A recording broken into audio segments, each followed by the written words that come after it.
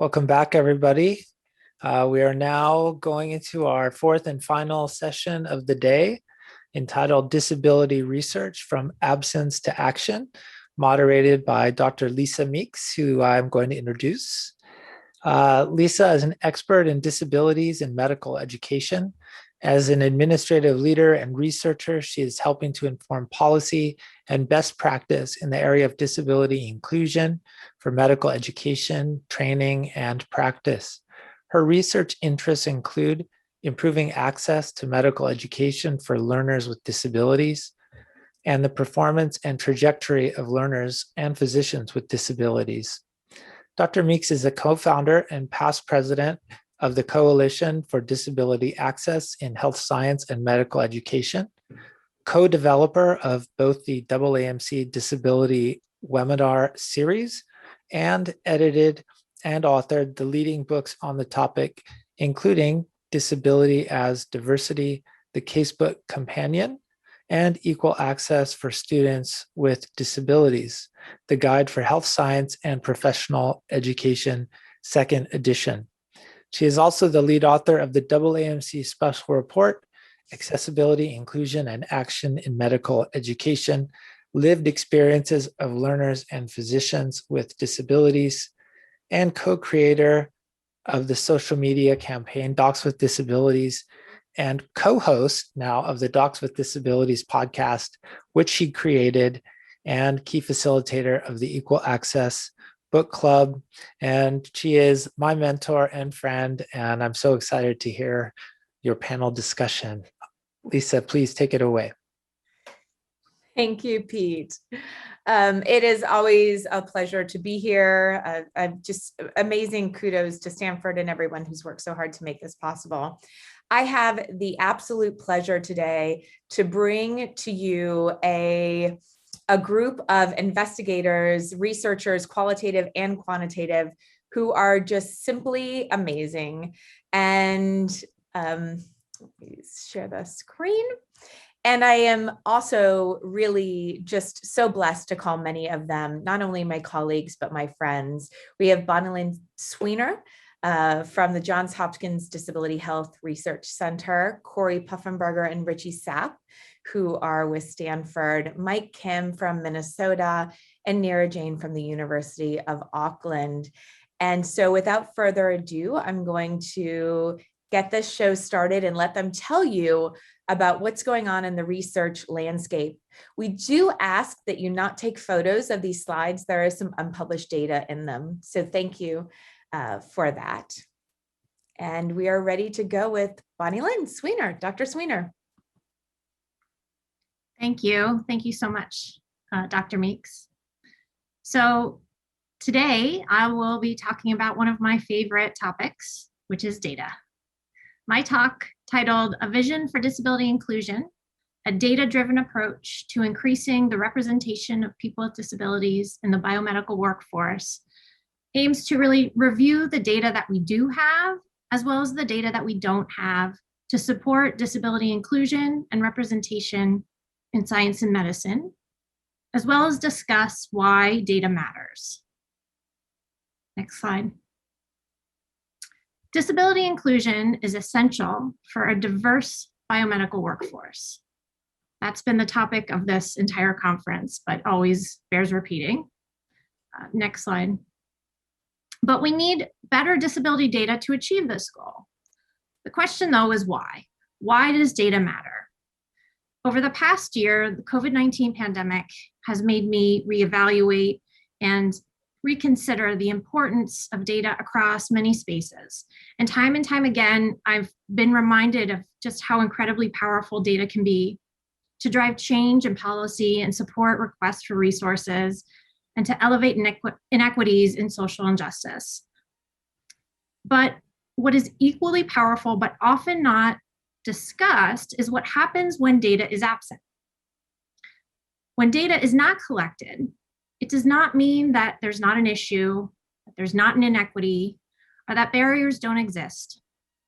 And often the absence of data on its own can be quite telling. Currently, there are limited data on the representation or inclusion of people with disabilities in medicine, as well as in research. If you just think about the ways in which institutions and organizations report on diversity, equity, and inclusion, or consider where or if you've seen disability as part of those metrics, more often than not, disability is excluded.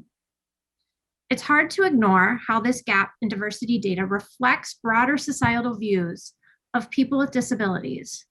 And without this data, it's been difficult to advocate for disability to be a key part of diversity, equity, and inclusion efforts. But over the last several years, some data has begun to emerge. Next slide. Sorry, I can't see the slide, so I'm not sure what slide you're on, Dr. Beeks. You're on the data slide. Data slide, good. All right. So on the right-hand side of this slide is a bar graph showing data from a set of studies led by our esteemed moderator, Dr. Lisa Meeks and her team, indicating the percentage of medical students reporting disabilities in US allopathic medical schools, which was 2.7% in 2016. That increased to 4.6% in 2019. Not shown on this slide are results mirroring those estimates, and our data hot off the presses, also from Dr. Meeks' team, indicating that among 6,000 physicians participating in the National Sample Survey of Physicians, 3% self-identified as having a disability. So the summary across those studies is that there's early signals of increased representation, or at least increased reporting of disability among medical students. But to me, these data also do suggest that the representation of people with disabilities is still far below where we need to be. And my guess is many of you would agree. On the left side of this slide is a line graph from one of my own papers on which Dr. Meeks was also a co-author, showing data on the percentage of NIH, National Institute of Health, applications, which are shown in yellow, and awards shown in green, from principal investigators, so people submitting those applications, with reporting disabilities over a decade, so between 2008 and 2018. This data indicates a decline in that percentage, the percentage of people reporting disabilities, from 1.9% in 2008 to 1.2% in 2018, and that decline was statistically significant. So I just want to pause for a second and let that data sink in. What that means is that out of all the applications and awardees of NIH grants, less than 2% over the past decade were from researchers reporting a disability. Not shown on the slide are additional results from that paper indicating lower grant success rates, meaning the percent of grant applications that were successful in receiving funding. That percentage was lower for applicants who had a disability as compared to those who did not. I pause here again because it's important to note that disability status is not disclosed at NIH grant review sessions, but we can only assume that those data on grant success rates, as well as the other data in this paper, reflect structural barriers in the process of applying for research grants or elsewhere in academia. These data really are just a small snapshot of a growing area of work, important work that others in this panel are going to discuss, indicating underrepresentation of people with disabilities in science and medicine. And although there's just so much more work to do, I encourage you all to dig into this literature. Next slide. So as my friend and colleague, Dr. Meeks, likes to say, we treasure what we measure. And so as we look towards next steps and ways to fill these really important data gaps, I want to offer some potential best practices. First, we need better and more robust quantitative and qualitative disability data in this space. So while I gave examples of quantitative data, I do not want to overshadow the value and importance of qualitative data. That's needed to understand culture and climate and levels of inclusion for people with disabilities in these areas. But we also still need more quantitative data to determine if the needle is moving on representation or on other aspects of career advancement and equity. Number two, we need disaggregated disability data. That's been a message in this conference. Disability data is not homogeneous, or I'm sorry, disability is not homogeneous. And we need the depth of data so we can look into or examine differences by disability categories, demographics, and intersecting identities, including race, ethnicity, gender, sexual orientation, and other groups for which the experience of disability may differ importantly. Number 3, longitudinal data is necessary to track change over time. Disability data collection should never be viewed as a one-time event. We need to be able to track change from strategies aimed at enhancing disability inclusion and identify where progress is happening and where improvements are still needed. We also need to standardize disability measures and questionnaires. This standardized approach is necessary to allow for comparisons both within institutions, but also across institutions and organizations. So as we're advocating in this moment to build disability data collection systems, we should work together to determine standardized measures and approaches that can be used to best support these efforts. And then lastly, researchers are taught about the value of data transparency, and this area really is no exception. Data transparency is needed to build trust from the community from which data is being collected, to support replication of research results, to promote accountability of the organizations and the individuals collecting data, and to advance change through the dissemination of results. All of these aspects really need to be considered in efforts to build ways to measure and examine disability inclusion and representation throughout medicine and in science. Next slide. So I want to end by reiterating that disability data is the key to achieving diversity, equity, and inclusion for people with disabilities. When I say that, I really do mean across all dimensions of disability-related work.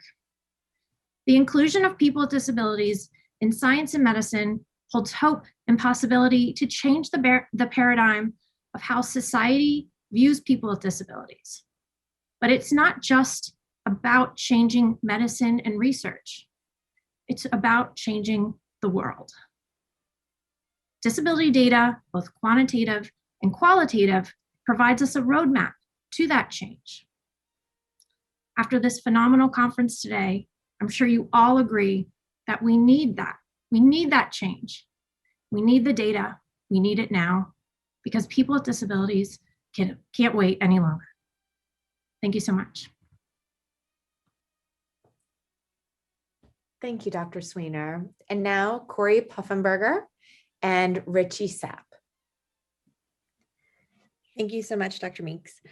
So Richie and I are going to be speaking today about a research study that we did on exploring disability health education and accommodations in emergency medicine residency programs. Next slide. So to start off, what is the problem? You guys have heard a lot today about the different challenges with disability inclusion in medicine.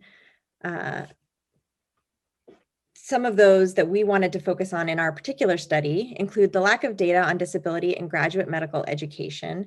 As Dr. Sweener just pointed out, without data, it's hard to know how to make change in a system. And there have been a few small studies looking at various aspects of disability in graduate medical education. Looking at disability health education in graduate medical education, there was one study in physical medicine and rehabilitation residency that showed that even a small amount of disability training and awareness led to long-term attitude changes in residents who were providing care for disabled patients. The second issue we were looking at addressing is the lack of adequate disability education in all levels of health training, which results in healthcare disparities for our patients. And the third challenge we were trying to take a look at was the lack of disability being recognized as part of diversity and equity efforts, as Dr. Poulos has spoken about earlier today. Specifically within emergency medicine, which is my specialty, we really wanted to look at disability because it's not a topic that is often discussed within emergency medicine. And yet we know that adults with disabilities utilize the emergency department more frequently than the general population and may account for as many as 40% of annual ED visits in one study. There were no existing studies looking at disability health education in emergency medicine residency programs in terms of scope or content that was being offered. And only one prior study even looking at the prevalence of individuals with disabilities or accommodations in emergency medicine. So our study was titled The Prevalence of Disability Health Training and Residents with Disabilities in Emergency Medicine Residency Programs. It was published in Academic Emergency Medicine Education and Training. And our objectives were these three: to identify the quantity and type of disability health education in emergency medicine residency programs in the United States, to examine the proportion and prevalence of faculty and residents with disabilities in emergency medicine programs, and the association, if there was one, between their presence and the disability health education that's being offered. And finally, to assess programs' confidence in providing accommodations to emergency medicine residents with disabilities. Next slide. So what did we find? So we sent a survey to 237 program directors of emergency medicine residency programs in the United States. We had a 44% response rate, and we found that 43% of respondents, so 43% of those program directors, noted that they do include disability-specific content in their residency curricula. At the bottom left hand of your screen, you'll see a bar graph, which graphs actual versus desired hours of education within these emergency medicine programs. And there was a significant discrepancy between the number of hours that are currently being offered versus the number of hours that are desired, with 1.5 hours per year currently being offered versus an average of 4 hours being desired by these programs. In terms of type of content being offered, the vast majority of content was didactic lectures, with the second most common being journal clubs. We did note that in terms of content being offered, very little of it included members of the disability community as educators or within the structure of those sessions. The topics that were covered also varied, but primarily focused on specific types of disability, and there was not a lot of discussion on bias or ableism, as well as not as much discussion on frameworks or accommodations. We also asked the program directors, what are the greatest barriers to including more disability content within your residency educational program? And by far and away, the greatest barrier was lack of time, as you can see on this bar graph on the lower right-hand side of your screen. But close second and third were lack of expertise and lack of interested faculty. So this is, I think, one example of how increasing representation of individuals with disabilities, as well as their allies, could really translate into changes in education and training and ultimately improve care for patients. And now I'll turn it over to Richie to present the last two slides. Thank you, Corey. So going along the idea of representation, we chose to focus on trying to elicit what was the prevalence of faculty and residents with disabilities in these emergency medicine residency programs. Can you click the next button? Perfect. And what we found was that as reported by the program directors, that there 4.02% of emergency medicine residents were reported to have a disability. Now, comparing that to prior research data, back in 2002, a survey was done with emergency medicine program directors, and they found that 1.3% of emergency medicine residents had a documented disability. So over the past 2 decades, we have seen a large increase, and that could be due to a variety of factors. But I think we might be seeing either an increased pipeline into medicine, or there might be increased people disclosing. But also, because this was reported by program directors and not from individuals themselves, there could be, this number could still be underrepresented given the stigma surrounding disabilities, as well as the barriers to disclosing. We also found that in terms of the number of faculty with disabilities in EM programs, program directors reported of the 104 programs, 14 of them reported faculty with disabilities. We also asked a number of questions about accommodations as well. And the majority of programs, 98% of them, understood the legal requirements that they have to provide accommodations. However, only 23% routinely asked their residents, do you need accommodations? And this is, a very interesting idea, is because, in reality, it's good that programs understand that they have to legally require it, but we really hopefully desire that all these programs are taking a proactive effort as they see disability as diversity to routinely ask and place less of a burden onto their residents. So that's something that we really need to encourage the residency programs to do, to allow residents to have better conversation point and starter to be able to get the accommodations that they need. And can you click one more time, Dr. Meeks? Interestingly, we saw that with the presence of residents with disabilities in emergency medicine programs, there's an increased number of hours of disability education compared to programs that did not have residents with disabilities. And this was 5 hours compared to 1.54 hours. And this might be related to the part that Dr. Poffenberger just mentioned in the previous slide, that one of the barriers is the lack of expertise or the lack of champions who want to bring up these topics. Additionally, we looked at whether the presence of faculty or residents with disabilities had an effect on providing accommodations, and we found that the presence of faculty and residents with disabilities had much higher confidence in providing accommodations overall. Specifically, programs were actually more confident in providing certain accommodations for certain types of disabilities, which included chronic health conditions, ADHD, and learning disabilities, and were significantly less confident in providing accommodations for mental health conditions, people who are deaf or hard of hearing, mobility disabilities, and visual disabilities. Next slide. So overall, what are the next steps? This was the first study, and hopefully of many, of sort of exploring graduate medical education, both disability education and accommodations. And our next steps are to sort of go and look at from the resident perspective, currently examining what their perceptions are about their disability education and where they feel their gaps are in their knowledge. We also want to sort of assess their level of preparedness to take care of individuals with disabilities and assess, did they receive the education that they needed in medical school, or do we need to sort of fill in the gaps in their residency program as well as their level of preparedness of interacting with people with disabilities, both taking histories and performing examinations.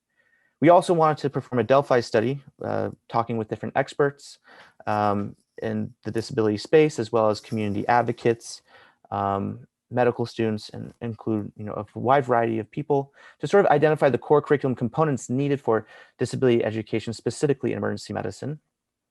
And then one of our big goals in the future is to try and create a set of guidelines or accreditation to create accessible emergency departments and have that be the thing that all the different emergency departments strive for, so that we can provide the best care to all of our patients, especially our patients with disabilities.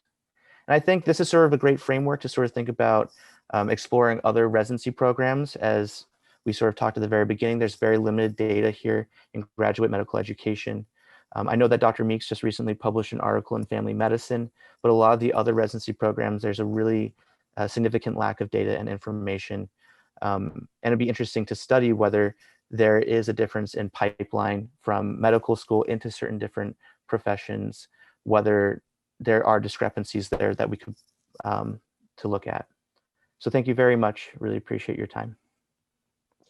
Thank you so much, Corey and Richie. That's great.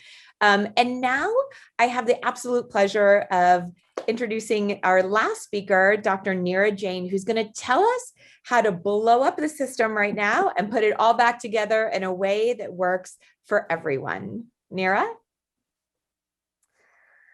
Thanks, Lisa. Tēnā koutou katoa, ko Nera Jane ho. Hello, everyone. My name is Nera Jane. And before I start, I just want to acknowledge that I'm speaking to you from Tamaki Makaurau in Aotearoa, also known as Auckland, New Zealand, on the Ngāti Whātua o Ōrākei Rohe, where I gratefully live, study, and work as an uninvited guest. So thanks to Lisa and Pete and all the organizers for the opportunity to speak to you today. Next slide, please. The previous slide, Lisa. I'm going to share a little bit about my research that points towards reimagining disability inclusion in medical education and the medical profession. And this is based on my recently completed doctoral thesis here at the University of Auckland, titled Negotiating the Capability Imperative, Enacting Disability Inclusion in Medical Education, from which I've so far written a paper on political disclosure in disability and society, and a chapter on frameworks for inclusion in the book Disability as Diversity. There's much more to come from this project, so please watch this space. Next slide. To start, let me tell you a little bit about this project to convey what I did. So this research asked the question, how is disability inclusion enacted in medical education? So I took a constructivist grounded theory approach to the research advocated by Sharmez, and this branch of grounded theory recognizes the researcher's role in constructing the theory and the situatedness of the research findings. So this type of research uses an iterative process of data generation, recruitment, and analysis. I took a strengths-based approach to identifying schools for recruitment, aiming to learn what's happening in places where practices might be more advanced. Ultimately, leadership at 4 schools consented to participate, and that's 4 US medical schools. Across these schools, 19 students with disabilities and 27 school officials, that's faculty and administrators, participated. Most of the participating students had less apparent disabilities, used accommodations, were women, and just over half identified as underrepresented in medicine. Participating school officials represented all levels of faculty and administration. So this study sits in the small group of studies that have engaged disabled students' lived experiences in medical education, and is one of very few projects that brings together examination of student experiences, policy, and perspectives of school officials. So I really wanted to get at that relational process of inclusion and bring together multiple perspectives. Next slide. So using theories in ableism, one of the key constructs that I developed from the data that I generated was the capability imperative, which illustrates a hyper-ableist cultural logic of medical education. I illustrate the capability imperative through 3 motifs. First, the physician as selfless superhuman, seen through technical standards that specify an undifferentiated physician and the expectation that physicians show no weakness and have no needs. Second, the real world of medicine, a vision of static training and practice environments beyond medical school that suggested a constrained or impossible future in the profession. And finally, the malleable student, who was expected to fit the singular path through medical school and individually preserve their well-being. And this often rendered disabled students misfits in the medical environment, crystallized in one student's depiction of constantly battling time. The capability imperative sets expectations around performance and behavior for quote unquote good physicians that justify exclusionary institutional arrangements and seek to produce a student who can conform to these expectations. Next slide. In our current system, with almost a singular focus on accommodations, inclusive possibilities are limited and fail to dismantle the capability imperative. The implications of this are that a constrained vision of a physician remains centered. It is promoted and supported through structures, policies, and practices. Students and school officials must therefore negotiate the capability imperative in the process of inclusion. The capability imperative acts as a gravity that must be actively resisted in order for inclusion to happen. And ultimately, this limits inclusive possibilities. Students moderate what adjustments they seek, and much of the inclusion happens through individualized shifts that must be renegotiated and re-argued for each student. Next slide. When the capability imperative is not dismantled, and we instead focus on a retrofitting approach to inclusion through accommodations, there are clear limitations that follow. Responses tend to be compliance-oriented. Institutional actors tend to ask, what must we do? This creates a ceiling for inclusive action rather than a floor and promotes an austerity mindset of possibility. In this model, disabled people are treated as what Tchaikovsky calls the location of trouble. An individualized equity approach triggers change at the point of the individual rather than recognizing the disabling effects of the environment. Importantly, those who are multiply marginalized, so those who live at the intersections of disability and other marginalized identities, tend to be more disadvantaged in this kind of process. There are heightened consequences for disclosure and accessing accommodations, and that's something that I definitely saw in the students that I spoke to. And systemic barriers remain intact. Each student must individually ask for and negotiate change. It's highly dependent on individuals and institutional memory. And here I want to stress that improving current practices centered around accommodations, it does make a difference for students. Accessing accommodations for the students in my study where it was a lot less laborious. It was clearer and accommodations were better utilized. That's incredibly important. And I want to stress that those improvements are very possible in our current paradigm of medical training. However, I do not believe those changes are sufficient to achieve meaningful and just inclusion. I believe to achieve this, we need systems transformation. Next slide. So there's some questions that follow from this work. There's probably many, but I'll start with just three. The first is, what is a better way? What does anti-ableist medical education and medical practice look like? In my thesis, I started to imagine this, but it's only an opening. This will require local, nationwide, and perhaps international research, conversations, and design initiatives to take these ideas further.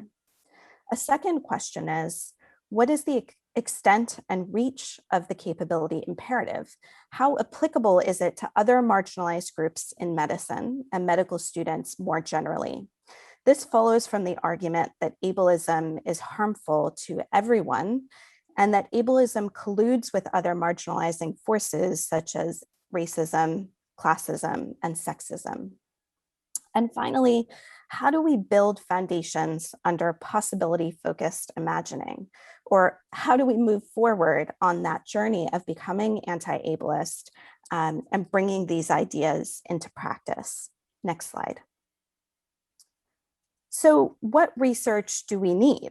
I think we need work that continues to engage critical disability theory that goes beyond current conditions to do the work of challenging the structures and conceptions of medical education and physicians that currently dominate. The theories that I use to make sense of my data that brought new lenses to understand my findings, I think are needed to take these ideas further.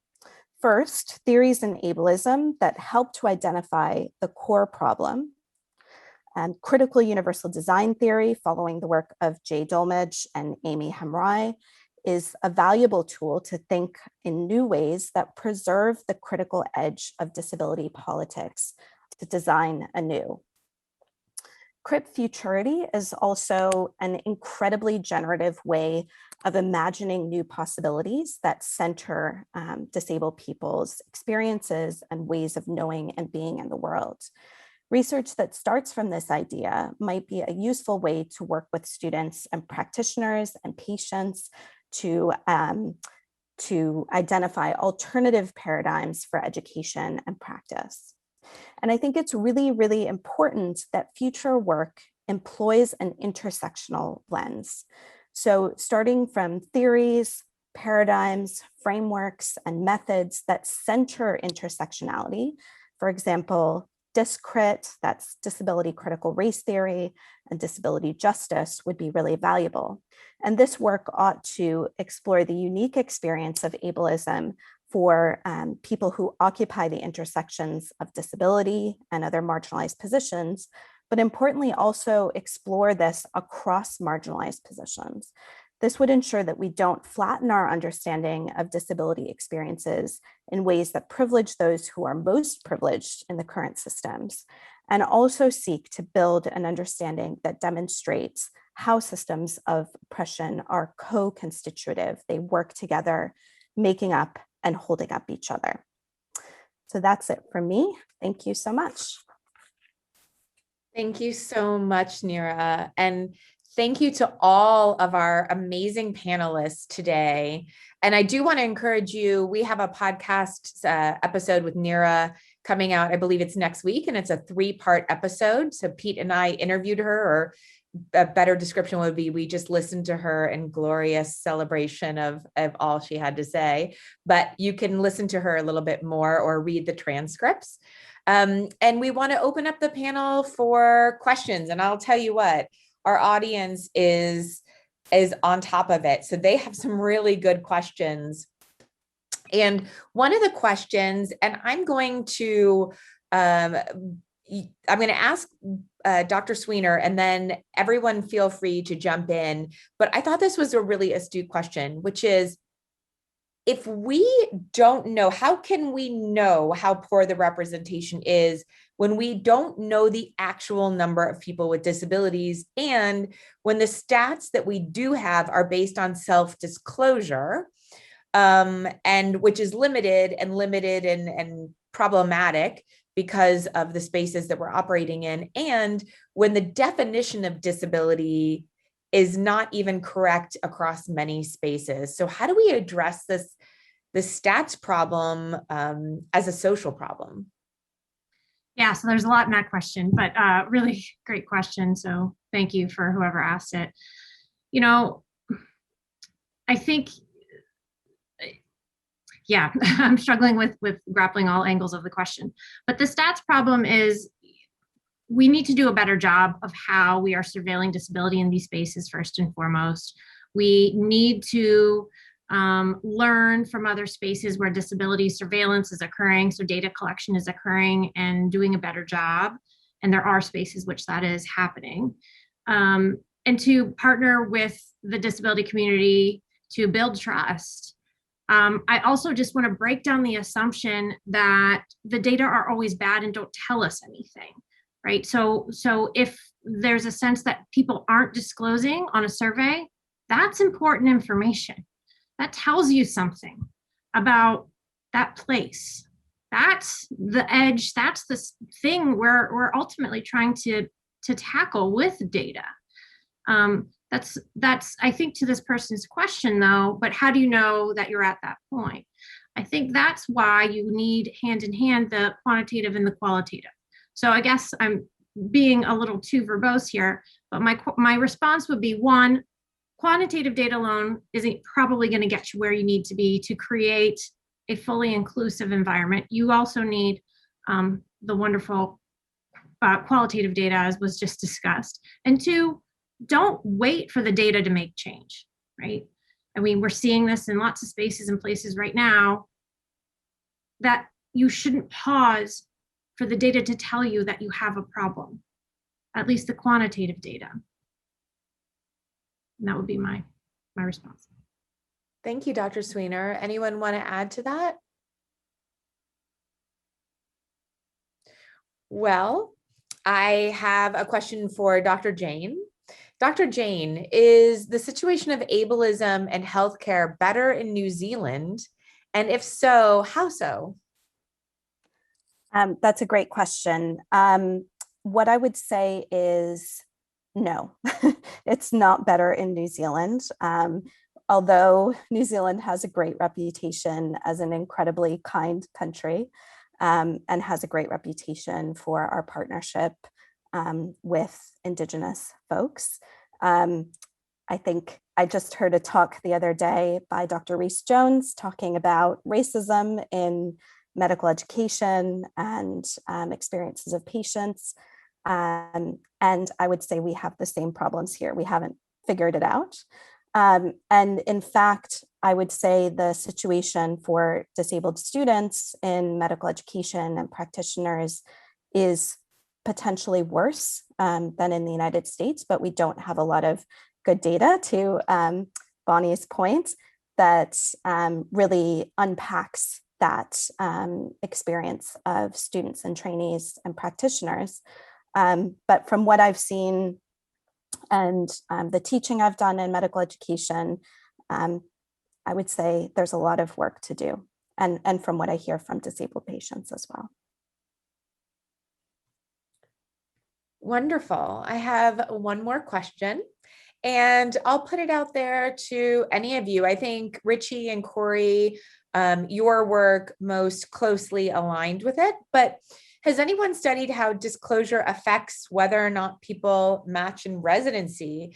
And how can we find out if residency programs are accessible and inclusive ahead of time? So I imagine this is somebody that is, on their pathway to residency and thinking, how do I know where to even rank list, an organization? And if I disclose, am I going to have a better or worse chance of matching? I can take a stab at that one. So we certainly haven't studied to the initial question of whether disclosure has had an impact on matching. I certainly know that is a big concern of students applying to residencies, an understandable concern. And so, in our study, we specifically looked at whether once students had matched, whether programs asked them if they needed accommodations. And I think, for some applicants who have a visible disability, you may not have the option of disclosing or not, but for those who do have the option of disclosing, I think it's a challenge to try to figure out, is this a program that is going to be supportive of me, of any accommodations that I might need? And I think my advice would be to talk with current residents to see if you can seek out mentors that might kind of help you navigate that space and find out that information in a way that maybe doesn't require you to disclose, because I think it's critically important. I think the other thing I'll say is that programs that tend to be more supportive in terms of all types of needs of their residents might make me feel more comfortable in terms of matching there. So programs that specifically state that they support trainees taking parental leave, or, the language that they use when they're talking about those kinds of needs can give you some information about the type of environment they're trying to create. Maybe I can answer this from a Dean of Students Affairs perspective. And I think, completely resonate with all of that. And I think what I always like to talk to applicants about is, do you want to go to a residency program that you're going to feel uncomfortable in or feel unsupported by? And so I strongly encourage whatever it is that a student might be disclosing or concerned about, that they address it and they ask about it. And and there's some ways to do that might be sort of not directly asking it, but sort of saying, how does your program support its residents? Obviously, look at their websites. How do they talk about disability? How do they talk about accommodations? How do they talk about diversity on their web pages and in the spiels that they're giving out to the applicants? But most importantly, talk with the residents who are there already. They are going to be able to really tell you what the culture of the area is. And so the resident meetings that usually happen the night before, even in the virtual meetings that occurred this past year, those are where you're going to get the most information about whether this is the right fit for you or not. Great.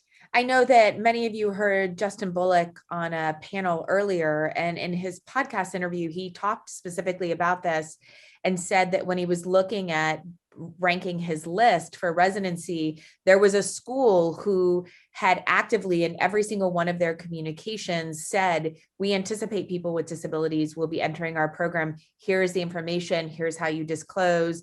We encourage you to disclose and request accommodations.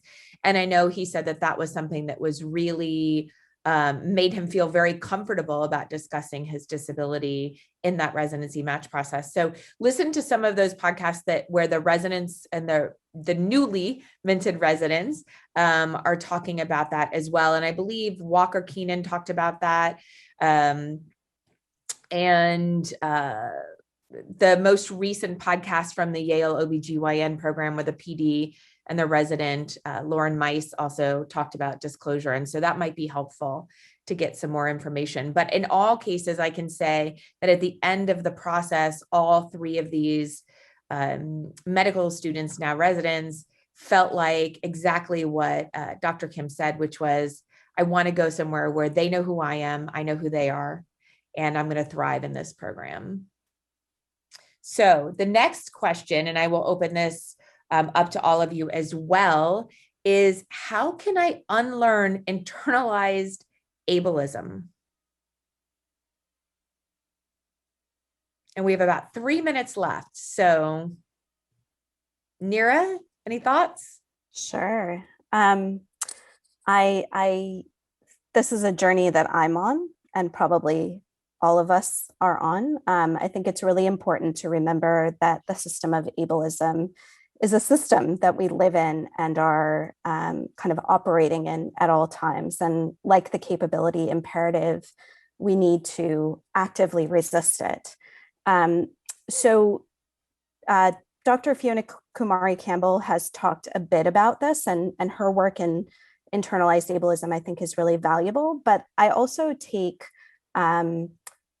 guidance from people writing in other spaces, like Ibram Kendi's work in Being an Anti-Racist.